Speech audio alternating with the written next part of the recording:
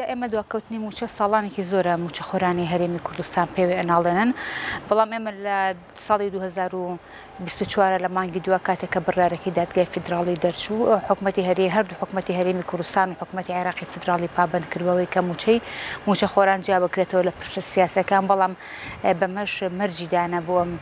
پێدانی موچەیەویش مەرجی تەوتین بوو لەگەڵ ئەو پابندیانەی کە حکوومەتی هەرێمی کوردستان هەیەی بەرامبەر بە حکوومەتی فیدراڵی سەبارەت بەو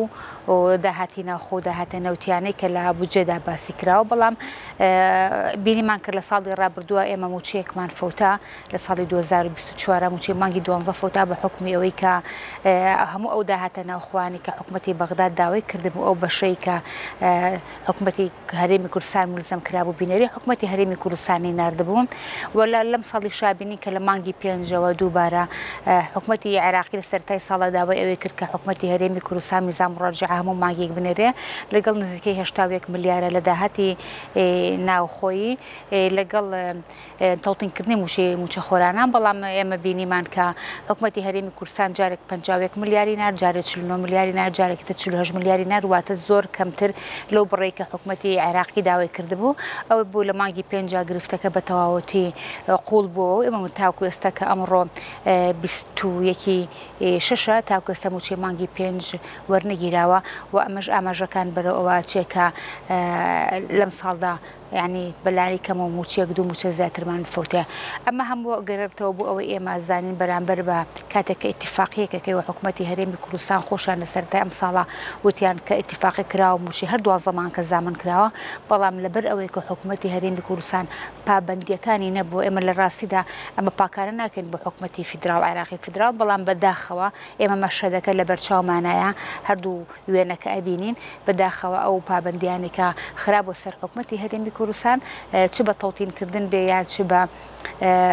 گەڕاندنەوەی داهاتە ناوخۆیەکان بێ التزاماتی نەکردووە ئەگەر حکوومەتی هەرێمی کوردستان ئەڵێت ئێمە هەژماری منمان کردوێتەوە ئەوە حکوومەتی عێراقی قبوڵێتی بەڵام بە مەرجێک ئایبانەکان بدات بە حکوومەتی فیدراڵی لەمەشە حکوومەتی هەرێمی کوردستان ئایبانەکەی نەداوە بە حکوومەتی عێراقی لەبەرەوە بیانۆکان ئێستا زۆرە بەدەست حکوومەتی عێراقی بۆ پێنەدانی موچە قاعدەی دارایی وایە ساڵ بە ساڵ قوتی شیرایی کەمە بێتەوە ئەگەر کەسێک دەخلێکی مەحدودی هەبێت چونکە ساڵ بە ساڵ کاڵا و شمەکەکان و وردە بە ڕێژەیەکی کەمیش بێ بەرزبوونەوەی نرخ ڕوئەدات بە حکمی ئەوەی کە ئێمە ڕۆژانە زیاتر خەڵک لە زیادبوونایە پێداویستی زیاکە بەمەش بڵێن تەڵەب زیاکە لەسەر ئەو مەوادانی کە پێداویستی ژیانن و ئەمەش واکە کە تەڵەب زیاد کرد نرخەکان عادەتەن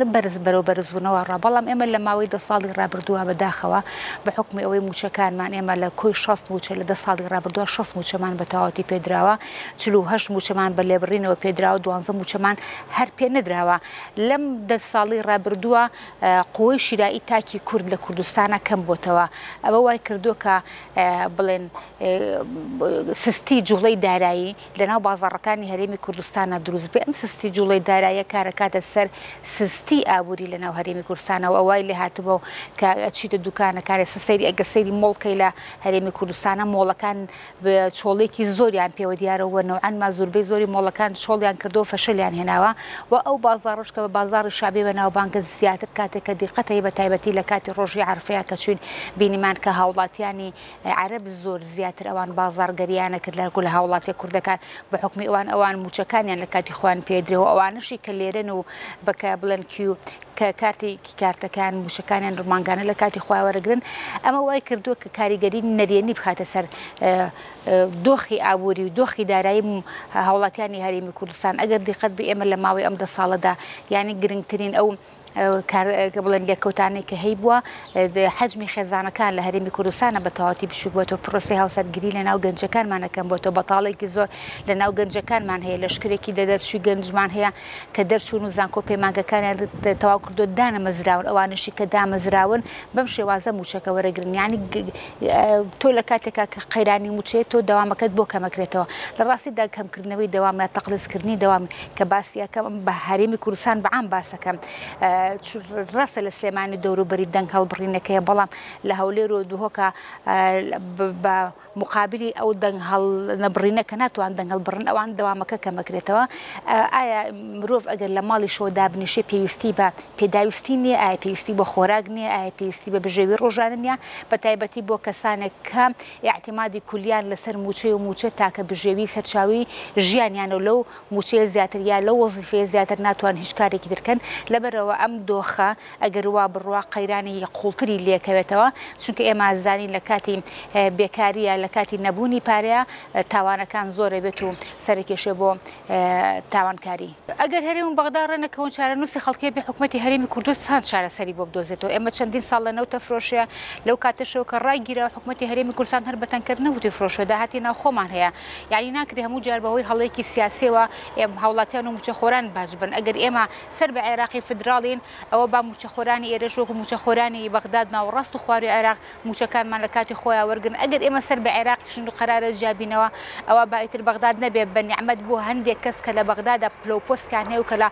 میدیاکانەوە قسەی گەورە ئەکەن و ببێ بە نەکبەتیش بۆ ئەوانەی کە موچەخۆری فعلین لە ڕاستیە. لەبەرەوە یعنی حکوومەتی هەرێمی کوردستان خۆیان وتیان ئێمە بەدیلمان هەیە، ئێمە توانین پێیان بڵێن کوا بەدیلەکانتان بۆ کەیتان هەڵگرتووە، ئەتانەوێت موچەخۆر چی لێبێت، ئەتانێن موچەخۆرەکان هەمویان بکەونە سەر جادە و یان تەواو هەتر هەموو کەسێک لە ئاستی خۆیەوە بڵێن شەکوای حاڵی خۆی بکات، چکە لە ڕاستیە ئێمە میلەتی کورد بێدەنگترین میلەتە لە ڕاستیە. هیچ میلەتێک نییە بەبێ موچان دەوام بکات، هیچ میلەتێک نییە دوو مانگ موچەی پێ نەدرێت و یان 10 ساڵی ڕێک تۆ شایستەدارایەکانی پێنیت بەڵام بێت دەوامت بۆ بکات و بێدەنگ بێت و هیچ مزاهرەیەک نەکات. لەبەرەوە ئەنی چارەسەرەکە لای حکوومەتی هەرێمی کوردستانە لە ئێستاشە یعنی بەو لە دوانە توندانێکە دایان بە عەقڵی خوان ئیتر تەواو ئەم وڵاتانەی دەور و پشتمان ئەگۆڕێت و تەواو گۆڕانکاری بێت و خوان لە جڵەوی دۆخەکە گرنە دەست بۆیە بۆ هەڕەشەیەکی نابەرپرسانەکە کردیان ئەو دۆخان واقوڵ کردەوە لەگەڵ حکوومەتی فیدراڵە. ئەو بڕیارە وڵایی کە قەرارە بدرێت ئەمە حکوومەتی عێراقیە دادگای فیدراڵی بڕیاری خۆی داوە لە یاسادا لەسەر هیچ دۆسیەک دووجار بڕیار نادرێت، چکە ئەمە هەر بۆ احترامی ڕێی دادگا، چکە کاتێکە حاکم بڕیارەکەی یا و چەکشەکەی کێشا بە سەرمێزەکەی تەواو ئەو بڕیارە کۆتاییە. ئەمری وڵایی لە کاتێکا دەرەکرێت بۆ نمونە دۆسیەک هەیە لە ناو محکەمەیە، ئەم دۆسیە لێککەوتەی خراپی هەیە، یعنی بۆ ئەوەی هەتاوەکو بڵێن دۆسیەکەی گلای بێتەوە لەوە چ لێککەوتەکان زۆر خراپێت، لێککەوتەی دارایی هەبێت یا لێککەوتەی یاسایی هەبێت لەوێ پێش دەرچوونی بڕیارەکە دادگا بڕیارێکی وڵایی دەرکا بۆ وەستاندنی ئەو کارە. بەڵام ئێمە لە کاتێکا بڕیاری دادگای فیدراڵیمان هەیە هیچ بڕیارێکی تر لە ئارادانێ ئۆپەڕجەخ دەکاتەوە لەسەر بڕیارەکەی پێشوو کە لە مانگی 2024 داوێتی ئەویش بە ملزەمکردنی هەردوو حکوومەت و تەوتینکردنی موشەی فەرمانبەران.